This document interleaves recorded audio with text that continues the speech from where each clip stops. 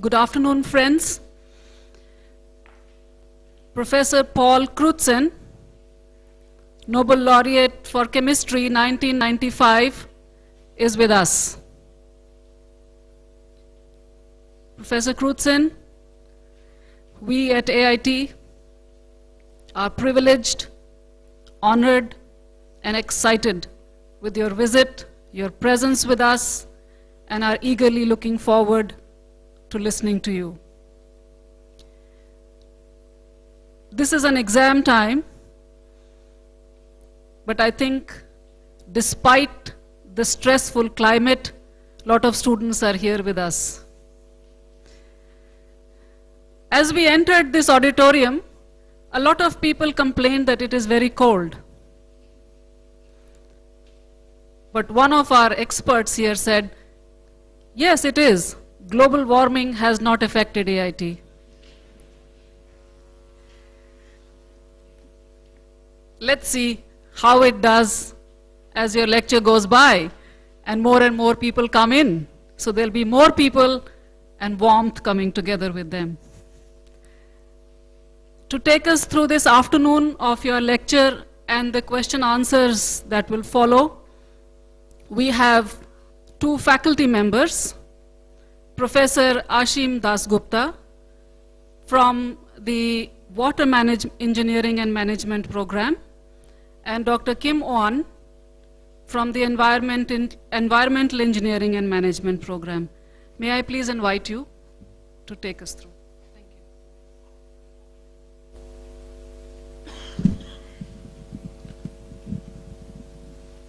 Thank you very much, Dr. Anila. Honorable guests, ladies and gentlemen, it is my great pleasure and privilege to welcome all of you to this lecture by our honorable guest speaker, Nobel Laureate, Professor Paul J. Crutzen.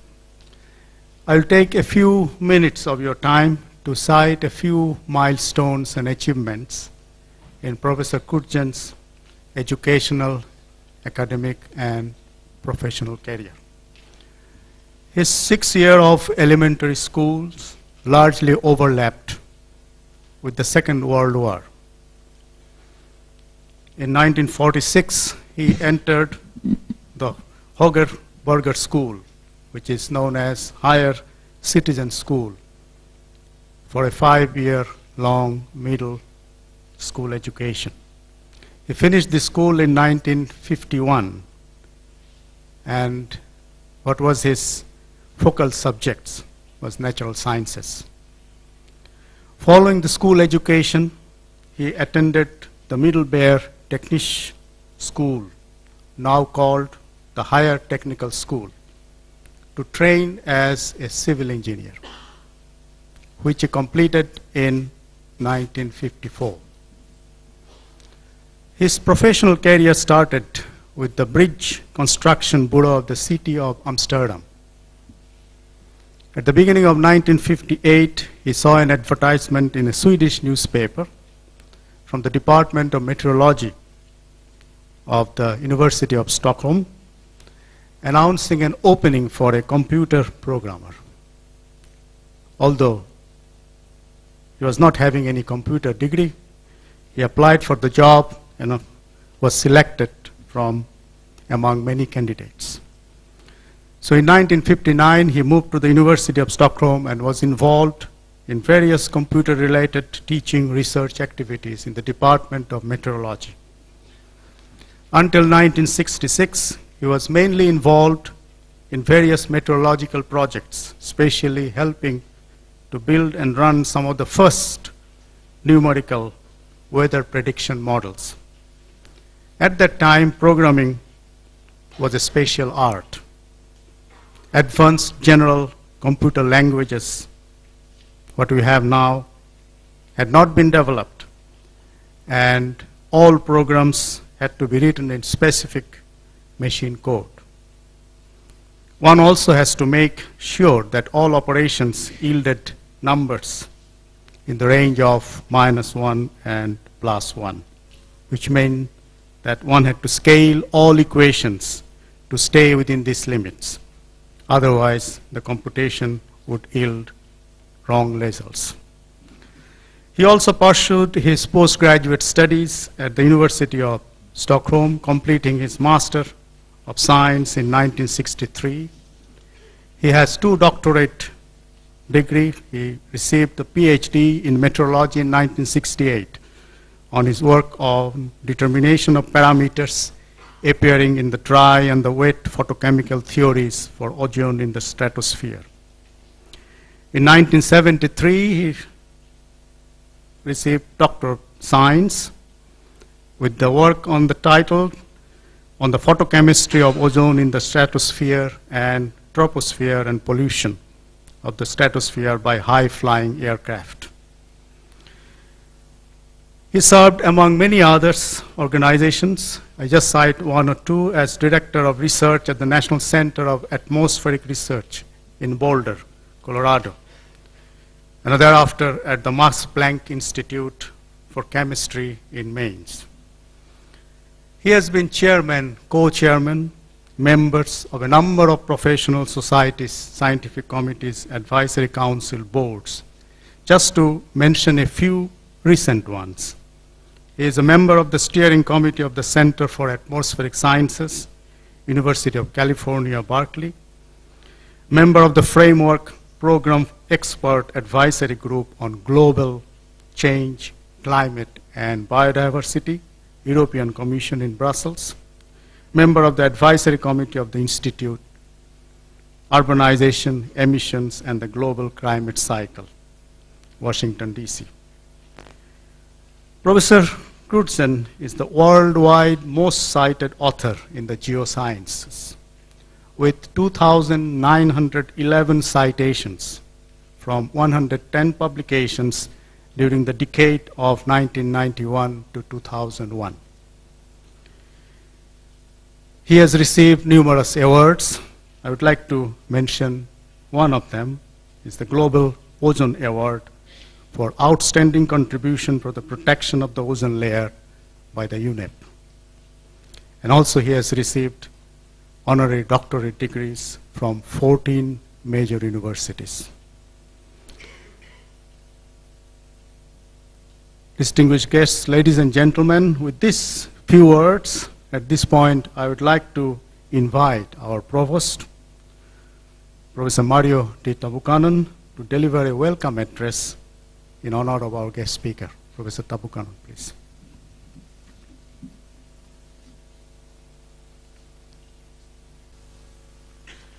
Professor Paul Crutzen, Mr. Ove Morowitz, Chairman of the Board of Directors of the International Peace Foundation, who is with us this afternoon, members of the AIT community, participants of the Multilateral Development Institution, or MDI, Environmental Working Group, sponsored by ADB and UNEP Regional Resource Center for Asia Pacific, who are also with us this afternoon. Participants of the just concluded Symposium on Soil and Geosynthetics, who are also with us. And participants of the very high-level expert consultation meeting of APARI, that's the Asia Pacific Association of Agricultural Research Institutions, who are also with us. Distinguished guests, ladies and gentlemen, it is my distinct honor and privilege to speak on behalf of AIT and on behalf of the president of AIT, who was supposed to be here and deliver the welcome address to all of you, but the president could not make it because his plane from China was delayed due to bad weather and possibly the effect of the ozone hole.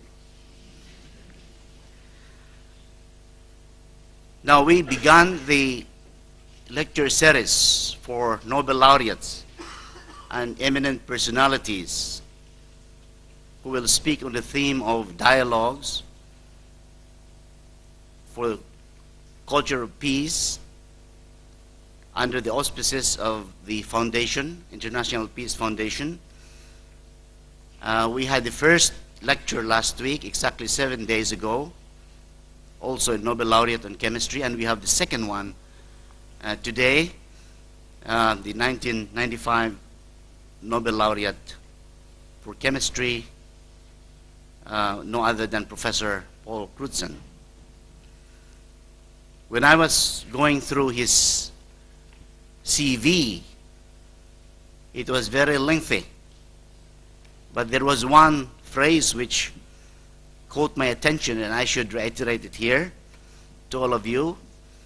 I learned that he was among the first scientists, geoscientists, who identified the causes of the hole in the ozone layer, and among the first scientists to tell the world that millions of people die each year because of atmospheric pollution. And I think this caption of his achievement, lifelong achievement, I think should be echoed in this lecture, because it is so highly commendable for the benefit of mankind. Now, when I was also looking at his biography, I was impressed by Professor Crutzen's fascination of how the world functioned, of meteorology, from a civil engineer to a meteorologist, and did most of his work at the Max Planck Institute for Chemistry, where he served for 23 years as, at one time, executive director. And when you look at the title of his lecture, it is Nobel-like, because when he says, he states about the cause of the problem, that's man-made instability of the stratosphere.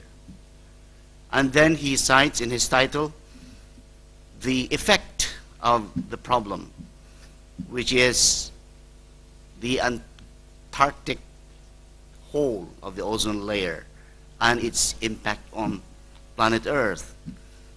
And also he adds into his title the effect of the causation. There is a causation between the cause and effect, and brings up knowledge into it so that all of us will learn.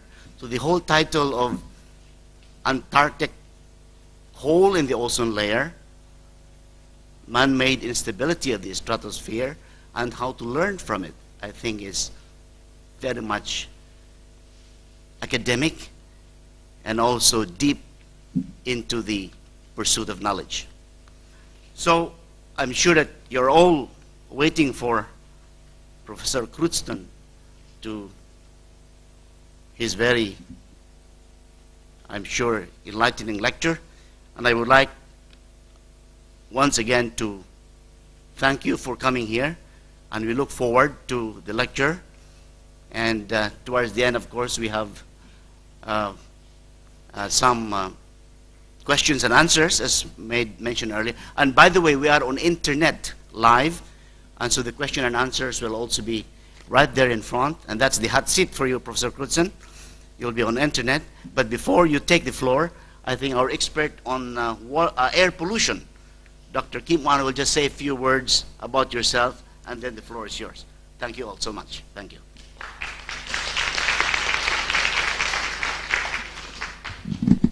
Thank you, Professor Tabukano. Distinguished guests, colleagues, ladies and gentlemen, while ground-level ozone, a component of photochemical smoke pollution, is a harmful air pollutant which we want to reduce, the stratospheric ozone, on the opposite, is useful ozone. So with its ability to absorb harmful ultraviolet radiation, the stratospheric ozone acts like putting a giant shield protecting life on the Earth from this harmful UV. The rapid destruction of the stratospheric ozone, forming ozone holes over Antarctica cannot be explained by known natural reasons. Around 20 years ago, scientists discovered that the ozone hole was formed as a consequence of man-made chemicals released into the atmosphere. Ladies and gentlemen, Professor Paul Crutzen, our distinguished speaker today is among the scientists who discovered the man-made cause of ozone layer destruction. It is also the topic of his today's lectures. May we now invite Professor Paul Crutzen to give his lectures? Please, thank you.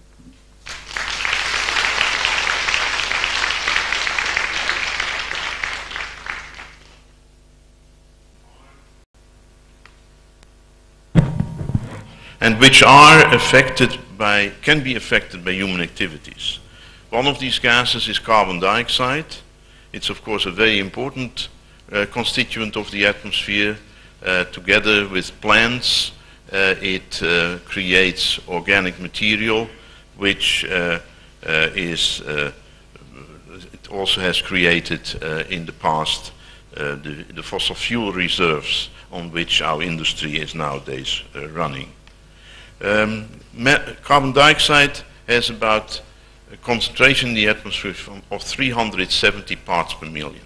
And the amount is growing from year to year, roughly with about 0.4% per year, and has been doing this since the beginning of the industrial era, at the end of the 18th century. Other gas, carbon dioxide is important for climate also. It's a greenhouse gas, and an increase in the carbon dioxide content of the atmosphere will tend to warm the Earth's surface. It's a subject about which I cannot say much during this lecture. Other gases which are important, next one is methane, Ch4. It's produced in anaerobic conditions when organic matter is decaying. It's also produced from leaks in gas pipelines, in the production of oil and of natural gas. Its concentration in the atmosphere is 1.7 parts per million, and this gas, its concentrations in the atmosphere, was for a long time growing by about 0.5% per year. I have a good message now. For the first time this year, methane has not been increasing any longer in the atmosphere. We have reached an equilibrium between input of methane in the atmosphere and destruction by chemical reactions. It might even be possible in the future to bring down the concentrations of methane in the atmosphere, which would have a favorable effect on the so-called greenhouse warming. It will lessen the greenhouse warming. Nitrous oxide is another gas which has concentrations in the atmosphere of 0.31 parts per million, less than that of methane, and it's a gas which continues growing in the atmosphere at the rate of about 0.25%. Its concentration in the atmosphere is about 0.31 parts per million. And then we have ozone. Ozone is a key component of our atmosphere. The chemistry of the atmosphere would be totally different if we would not have ozone in the atmosphere. And I cannot go into any details, but I can guarantee you that it is one of the most important gases which is in the atmosphere. It's consisting of 3 oxygen atoms, and it is produced from the photolysis of oxygen, O2, in the atmosphere, to which I soon will come.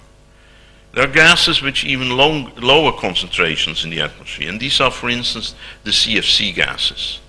And although their concentrations in the atmosphere are below 1 parts per billion, that's an American billion, that's 1,000 million, although the concentrations are much lower than that, the ozone destruction which have been observed in the stratosphere, and especially over the Antarctic in early springtime and early winter, early springtime, these low amounts of Cfc gases are responsible for that. And my lecture will be very much about that topic. Under natural conditions, most, or generally we can say, ozone is mainly located in the stratosphere. The stratosphere is the layer of the atmosphere where temperatures don't any longer decrease with altitude. The temperature in the atmosphere is indicated by T in this curve. And once we reach the stratosphere, we see that temperatures are about constant with altitude. If you have conditions like this, then we have very stable conditions in the stratosphere, dynamically seen. It's very difficult to mix gases vertically in the atmosphere. So the ozone, which is formed in the stratosphere by the photolysis of oxygen, that ozone is not easily transported downwards into the troposphere, and we should be happy for that, because if more ozone would come down from the stratosphere into the troposphere, we would have constant air pollution at the Earth's surface, even without the input by humankind. But we have this very favorable constellation in the atmosphere, in that most ozone which is produced in the stratosphere actually stays there, and only very little comes down into the troposphere.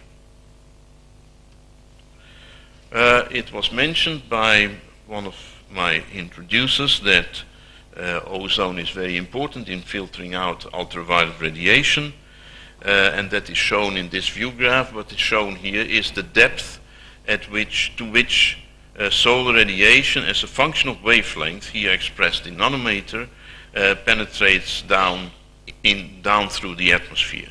And you see that up to about 200 nanometer, most radiation coming from the sun is already absorbed above 50 kilometers altitude in the atmosphere.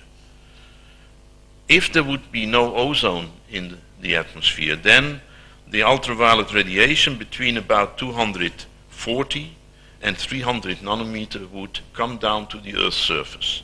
And this is very damaging radiation to the biosphere.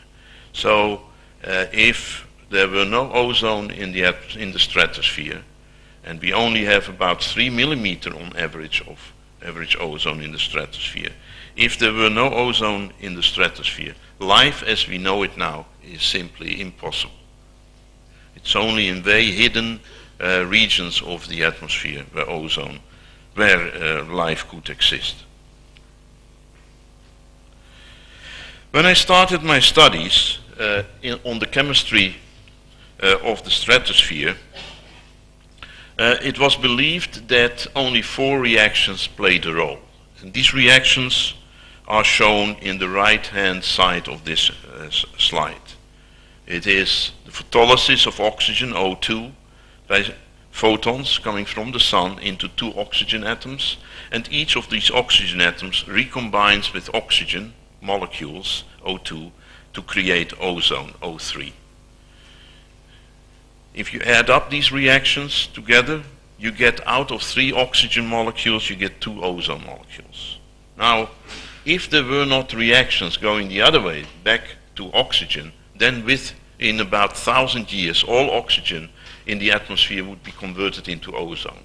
And that would be a very poisonous atmosphere, which certainly doesn't allow for life on Earth, and certainly not for humans. So it's also very important that there are reactions going towards destroying ozone and reforming oxygen. And those are the reactions which are listed lower down. Ozone photolysis creates O atoms. Part of these O atoms react with ozone to make 2 molecular oxygen, or 2 molecules of oxygen, and as a net result, out of 2 ozone molecules, we form again 3 oxygen molecules.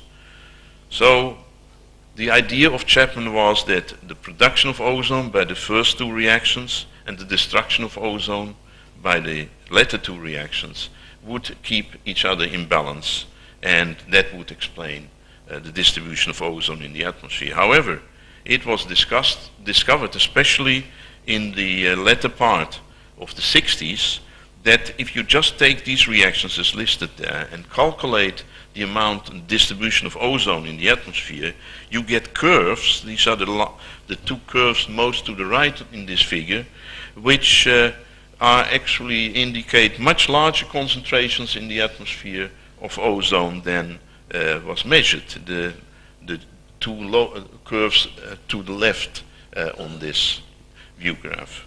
And that means that something else must also destroy ozone. Otherwise, otherwise we would have too much, we would calculate too much ozone in the stratosphere. And it turns out that these reactions, which are involved in ozone destruction, they can be influenced by human activities. In this view graph, I repeat again in the two first sets of reactions, the Chapman reactions, as invented by Sidney Chapman already in 1930. It was a very long time believed that these were the only reactions important until the end of the 60s, as I said. And the additional reactions which destroy ozone are listed under catalytic ozone destruction in this view graph. And you can summarize many sets of reactions which destroy ozone in a simple way. Say a molecule X reacts with ozone, making XO and O2. The ozone photolysis creates O atoms, the second reaction, and part of the O atoms reacts with XO, giving back X and O2. If you add up these three reactions, you get out of two ozone molecules 3 oxygen molecules. However, and that is like the Chapman reactions, they also do that. However, because of the catalytic action of a number of molecules in the atmosphere, which can be influenced by human activities, the speed of this reaction, the creation of oxygen from ozone, is much faster than by the Chapman reaction. And these, that X can be nitric oxide, NO. In the stratosphere, you add NO to the stratosphere above 20 kilometers and you destroy additional ozone. Or X can be chlorine atoms, which come from the Cfc gases. They contain chlorine, and when they go up in the stratosphere are photolysed by solar radiation to free the chlorine atoms which are part of the Cfc molecules. Or X can be Br, and there are other examples. X can also be OH. And in this way, by being able to supply the stratosphere with catalysts, which nature did not make, or only in limited amount, we can destroy additional ozone. At least the nitrogen oxides are very important in destroying ozone by catalytic reaction was demonstrated to us very convincingly by a natural phenomenon, a so-called solar proton event. During a solar proton event, protons with high energy are spit out, you can say, from the sun, ejected from the sun.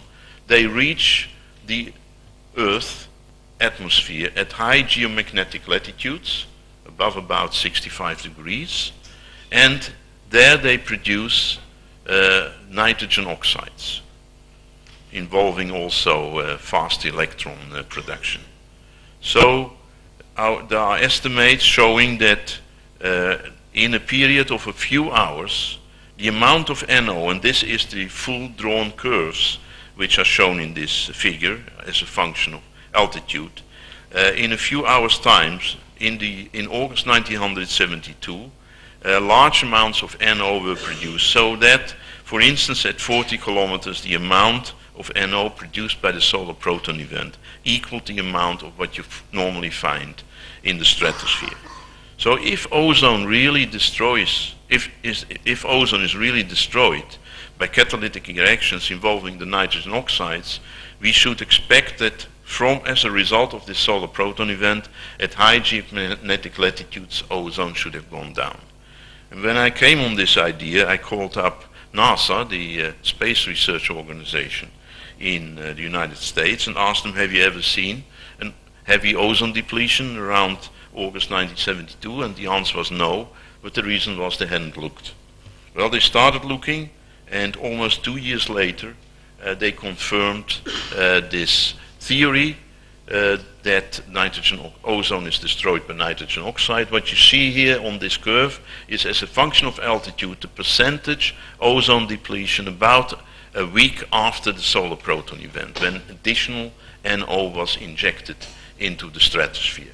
You see a red curve going here, those are the observations, and you see a number of other curves indicating the percentage destruction as a function of altitude, which coincide very closely with the observations. There are a number of parameters which were not too well known when these calculations were made, and so we have a spread of possibilities, but you see that the observations which of ozone indeed very closely resemble of what theory predicts. Let me jump over this view graph. The Cfc gases are brought into the atmosphere mainly at middle and high latitudes in the northern hemisphere. However, their lifetime in the atmosphere is very long. In the case of CFC11, that is in chemical form CFCl3, the lifetime in the atmosphere is about 50 years. In the case of CFC12, that is CF2Cl2, the lifetime is even 120 years. So these gases with such a long lifetime, they spread around the world. We have about as much CFC gases far into the southern hemisphere, in fact into the Antarctic, as we have in mid-latitudes in the northern hemisphere. That's because of the long lifetime of these gases. So they spread around horizontally, they also spread around vertically. And in fact, measurements made in Tasmania up to about almost 1987 or 1990 indicated a rise in the concentrations of CFC gases in the atmosphere by about 5% per year. That's a lot. Those gases were never produced by nature. And we can prove this by looking at the composition of air bubbles which are entrained in glacier ice at high latitudes. Air bubbles are, when glaciers form, air is enclosed. And these air bubbles, you can date them. They go back even over Antarctica. You can go back 400,000 years and study the chemical history of the atmosphere for so long. These air bubbles showed that once you got below about at altitudes or deep down in the ice, which was formed more than 50 years ago, below that the CFC gases were not in the air bubbles. They were not produced by nature, and initially also not produced by mankind. The chemical production really started in the 1930s and accelerated after the Second World War. And this is true for a number of gases, and in particular also for the CFC gases. When the danger to the ozone layer by the CFC gases was proposed by my colleagues Mari Molina and Sherry Rowland, we started to study the case. This was still in the beginning of theory, and observations had to be made to confirm the theory. And some of these, and they had to be compared with model calculations in describing the vertical distribution of CFCl3 as shown in this view graph as a function of altitude. And what you see is a full drawn line, and you see a number of dots. The number of dots which are in this view graph are measurements, and the full drawn line indicates theory. And they agree very well with each other. So we were encouraged that we were on the right way, that we understood the chemistry of the stratosphere very well. And in fact, one thing I should say here, in this curve you see this decrease with altitude in the stratosphere above about 25 or 20 kilometers. That decrease is due to the photolysis of the CFC gases in the stratosphere. CFCl3 is photolysed, and the chlorine atoms, which are hidden in the Cfc gases, is then released into the stratosphere and destroys ozone. Also, one of the ozone killers, or the main ozone killer gas in the stratosphere, the CLO radical, CLO molecule, also that was measured as a function of altitude, and this is indicated again in this curve compared to model results, and even there you see that the correspondence is rather good. And so by the middle of the 1970s, we thought we understood the chemistry of the stratosphere very well. We calculated ozone depletions if we would continue to inject CFC gases in the atmosphere at a constant rate, as we did in the early 1970s. Then, with time, above about 25 or 30 kilometers, ozone would decline, say, until with amounts which in the year 2005 amounts to about 25% around 40 kilometers. And these calculations are even nowadays correct. They, this is indeed what happened and what has been observed. We are almost in the year 2005. At lower altitudes, where still we find most of the ozone in the stratosphere, below about 25 or 30 kilometers, we thought that not too much would happen to ozone. And one of the causes for that is that the ozone killers, CLO and NO2 radicals, they destroy ozone in these catalytic reactions which I showed you before, that they kill each other. They're like two mafia families which take care of each other. And in that way, both CLO and NO2, both ozone killers, are removed from the atmosphere. And also CLO radicals, again under the influence of reactions involving nitric oxide and actually methane, is converted in HCl. And chlorine nitrate and HCl do not react with ozone. So this is a good thing. This protects ozone from larger destruction, and we did not predict any changes in ozone below about 25 or 30 kilometers. Me also. And then we got a big surprise. In 1985, our colleagues from the British Antarctic Survey, Joe Farman and colleagues, presented the upper curve in this view graph, showing over their station, Halley Bay in the Antarctic, that total ozone in the vertical was going down very rapidly, and starting from about the middle or end of the 1970s. You know, you don't have to be a statistician to see that ozone is going down very rapidly. For a long time they did not believe their data, because it was believed by everybody, the best scientists in the world, and and other scientists like me, that ozone was going down very rapidly. We did not expect that. This was impossible. All the textbooks said this ozone at these lower altitudes are rather, especially over Antarctica, are rather inert. You cannot do much to ozone. But finally the instruments were checked, and other measurements were made, and it was found that ozone indeed was going down, and that we had a mystery. We had to explain this.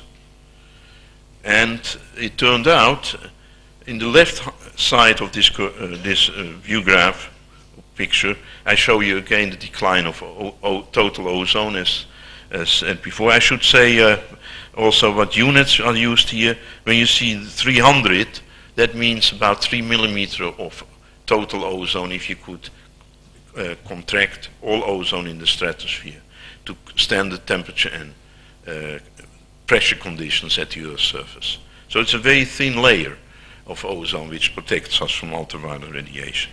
And we see from these measurements over Halley Bay that between about the middle of the early 70s and 1985, that ozone was being halved, reduced by 50%. And where did this ozone depletion take place? If we now look at the right-hand curve, then we see that the ozone depletion took place just in the altitude region, where normally, and this was for instance in August, the 15th of August, where normally we find a maximum in ozone, just exactly where normally, without chlorine gases in the stratosphere, ozone was measured, maximum ozone was measured, and before springtime, late winter and springtime, we have high amounts of ozone, maximum ozone. A few weeks later or a month later, that ozone is gone, and we have zero ozone just in the same altitude region. This was just crazy. I mean, how can a thing like that happen? The worst conditions far the furthest away from where the Cfc gases are released in the atmosphere. So initially we had no explanation for it. And theories were developed. Some theories were very innovative, rather funny.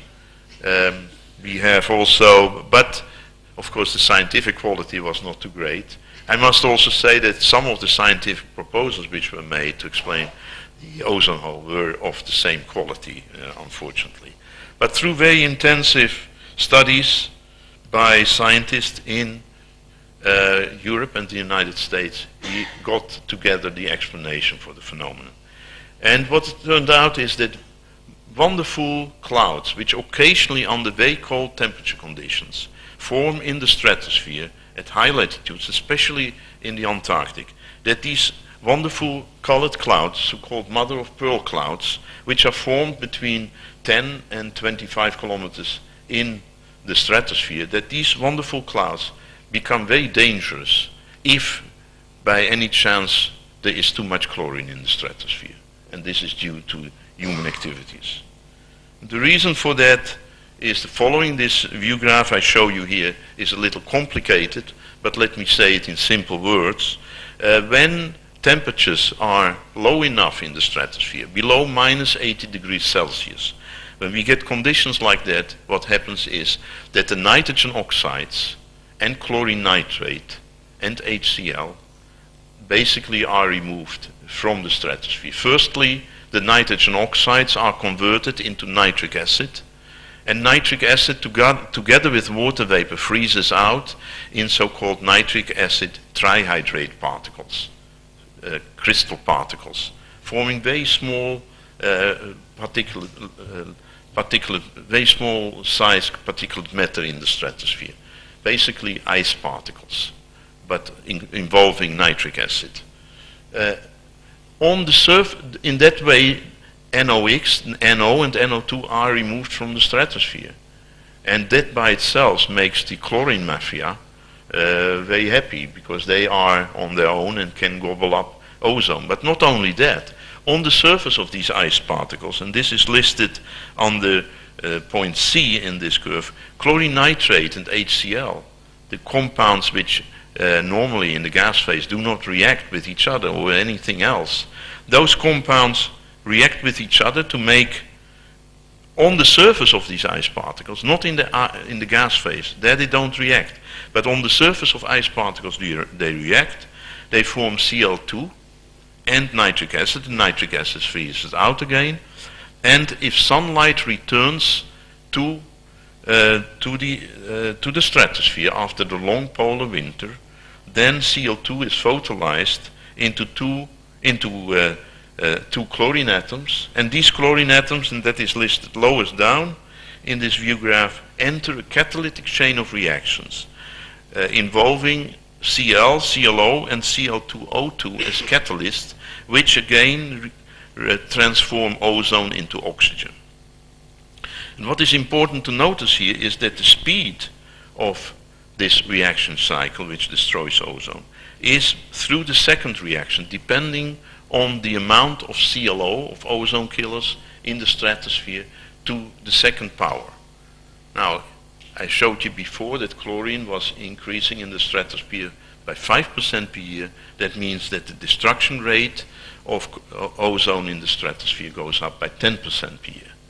And that is, and when ozone starts going down, it goes down more and more rapidly. This was confirmed by measurements on a high-flying research aircraft by our colleagues, American colleagues. They found that at latitudes polewards of about 68 or 68 degrees Celsius, where temperatures are very low, about below minus 80 degrees Celsius, that exactly in those regions the amount of CLO radicals grew very much compared to normal conditions, and if that happens, then ozone is going down, and this is clearly shown on the right hand side of these figures. You see that the full drawn curve, which is ozone, goes down from about 2.5 parts per million to less than half of this amount, and if the measurements would have been taken later, then ozone would have been going down. At the same time, CLO radical concentration has risen very steeply in the region once we entered minus 80 degrees Celsius. There are many factors which come together. Not only is the atmosphere very sensitive to the amount of chlorine in the stratosphere, but once ozone is being depleted, it gets even colder in the stratosphere, because ozone in the stratosphere warms the stratosphere to some extent. If there's no ozone, it gets colder. If it's getting colder, then more ice particles are formed, more chlorine is being activated into the Cl and ClO forms, and more ozone is destroyed. So you have another reinforcing condition here, which really creates this sort of catastrophe. Under natural conditions, chlorine is supplied to the stratosphere only in very low amounts in the form of methyl chloride in CH3Cl, and that is the white sector in this bar graph. But if you look at the chlorine content brought about by other gases, industrial gases in the atmosphere, including CFC11 and CFC12, but also carbon tetrachloride, methyl chloroform, and a few other chlorine-containing gases, you see that, in fact, we have now 6 times more chlorine in the stratosphere than was ever supplied by nature. And that means that the speed of the reactions which break down ozone in the stratosphere has through ozone in the stratosphere by chlorine catalysis, that has gone up by 6 times 6, at least 6 times 6, that's 36 times compared to natural conditions. So under natural conditions, chlorine does not play much of a role in the stratospheric chemistry, but through the additions of chlorine by human activities, we have a speeding up of the catalytic destruction by a factor of about, say, 36 to 50. And that means that once ozone is going down, then things get worse from year to year, and this is exemplified by these figures where we show, we look down on the Antarctic region, these are satellite measurements showing the total amount of ozone in vertical direction over Antarctica, and you see a steady development from October to 1980 to, on the left upper part of these globes, to October 1990, to the right on the lower part. You see the change in color to violet, and that means ozone amounts which are of the order of only 100 Dobson units. We have lost 2/3 of the ozone over Antarctica compared to natural conditions. And this all happens within a very short time period, in a time period of only a few weeks, by the addition of very small amounts of chlorine to the stratosphere. We have learned this, and it was not predicted. The area in which ozone depletion takes place also has grown. In 1980 there was hardly any depletion, or the area of lower ozone was very limited. It was not noticed, but with time it grew, and in 1998 or so, the area over which the ozone hole had developed over Antarctica was much larger. It was about of the size of the North America, even more than the size of the Antarctic continent. If we would have really carefully looking at the data, we could have seen that already in 1981 over Antarctica there was some depletion of ozone. I don't have a pointer here, but you see there was a bite out already in the ozone profile in 1981, and that grew with time. So indicating the very rapid development. Once things get bad, they get worse from year to year. And although the ozone hole was discovered in 1985, and that is shown in the upper curve again, these were the measurements from our British colleagues. In further years, as long as the Cfc gases kept rising in the atmosphere, ozone was being depleted further and further, so we could reach these very low levels of about 100 Dobson units in the atmosphere. Over Antarctica, these conditions, very low temperatures, last over a long period of time. You see at about minus 80 degrees Celsius, this is the vertical scale on the left, you see a line, horizontal line going, that it's the line indicating the temperature in which polar stratospheric clouds or these mother-of-pearl clouds can be formed. And normally in the stratosphere, that's the blue curve, over Antarctica, temperatures are below those lines. So there's a very long period starting from the end of May until the middle of October, when temperatures in the stratosphere over Antarctica are such that polar stratospheric clouds or nitric acid trihydrate particles can be formed, and ozone depletion can take place. Over the Arctic, this is fortunately by far less prevalent. We have conditions there in which it's basically largely in the month of January and in February when ozone depletion can take place. And because sunlight is also essential for ozone depletion, and in January we don't still have such much sunlight over the Arctic, the ozone depletion is much less prevalent than over Antarctica. But there are some years when things also at northern latitudes over North Polar regions can show rapid ozone depletions, and that is shown in the left-hand curve. We have again the ozone hole over Antarctica.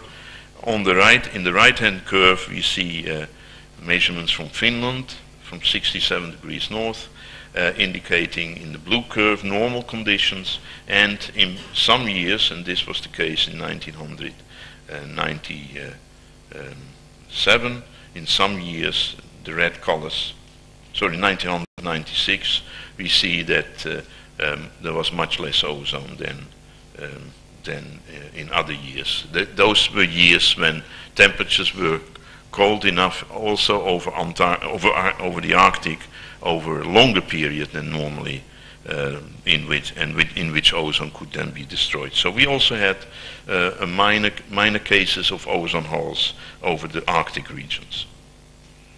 We skip some because of the loss of ozone in the stratosphere. The penetration of solar radiation to the Earth's surface increased very strongly, and that is shown in this curve showing measurements, the lower curve of the flux of photons around 300 nanometer in at the Earth's surface over Antarctica. That's the full drawn curve. That was for the year 1988, and the ozone hole was not as deep as in 1990. That's the other points to the left and upwards from the full drawn curve. They indicate the levels of ultraviolet radiation in the year 1990, when there was much less ozone, protecting ozone over the Antarctic. And that means, if you look at the left-hand scale, logarithmic scale, that over in the year 1990, the penetration of dangerous ultraviolet radiation around 300 nanometer to the Earth's surface was increased by roughly a factor of 10 compared to 1988. And it's just around 300 nanometer that the sensitivity of biological material for ultraviolet radiation rises very strongly towards shorter wavelengths in the atmosphere. Here demonstrated by some bacteria, but you could also show similar curves for human erythema or for plankton. Very similar behavior. That means that the risk of sunburn, not only at high northern and southern latitudes, but also at mid to high latitudes in other parts of the year, that the risk for sunburns and other effects of ultraviolet radiation were the largest had increased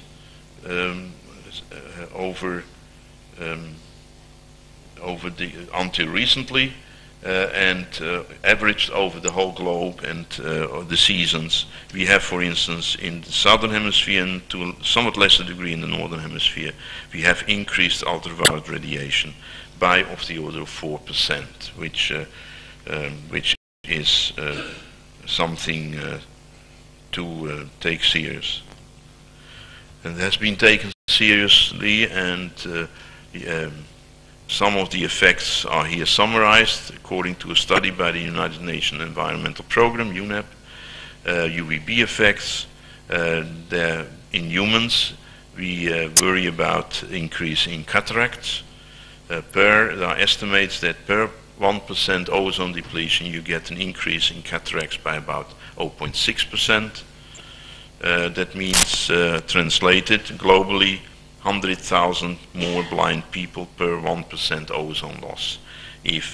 And also there's an increase in the risk of non-melanoma skin cancer by 3% per 1% depletion in ozone. Land plants, about 50% of the land plants show negative effects due to increased UVB radiation, less growth and smaller leaves. For some agricultural plants, for 1% decrease in yield, there will be per 1% depletion in ozone, there will be a 1% decrease in yield for some agricultural plants. And also marine ecology can be harmed by additional or large increases in ozone in the decreases of ozone in the stratosphere. So international measures have now been taken since 1996. The industrial countries in the world do no longer produce CFCs or methylchloroform or halons. These are bromine-containing compounds. Bromine is more dangerous than chlorine. I come maybe back to that at the end of this lecture rather soon. These compounds, which harm the ozone layer, are no longer produced in industrial countries, and in developing countries they will be out of production in a few years' time. The replacement products, HCFCs, are allowed until the year 2020. The replacement products are like the CFC gases. However, one of the chlorine atoms is replaced by a hydrogen atom. And if that is the case, then the compounds become much more chemically labile. They can be removed in the troposphere by reaction with hydroxyl radicals, with OH. And that means for the same amount of input of CFC gases in the atmosphere, HCFCs, the replacement products, would only be about 5% as dangerous as the original CFC gases. Methyl bromide will probably be regulated, but it's still being discussed. But the plans are around 2005 to phase out the emissions of methyl bromide in the atmosphere.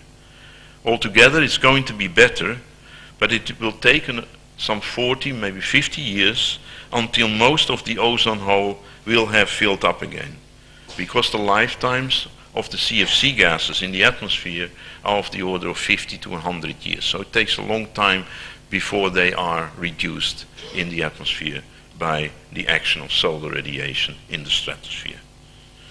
There is, however, a worry that it may take longer, and the reason for that is that carbon dioxide, which is a greenhouse gas, so more carbon dioxide in the future will warm the Earth's surface and the lower atmosphere. That same carbon dioxide in the stratosphere will lead to cooling of the stratosphere. And that means more ice particle formation and more chlorine activation, extended chlorine activation, and that in turn will lead to more ozone depletion. So maybe this estimate that the ozone hole will be gone by the middle of this century maybe is a little over optimistic, but we have to see further.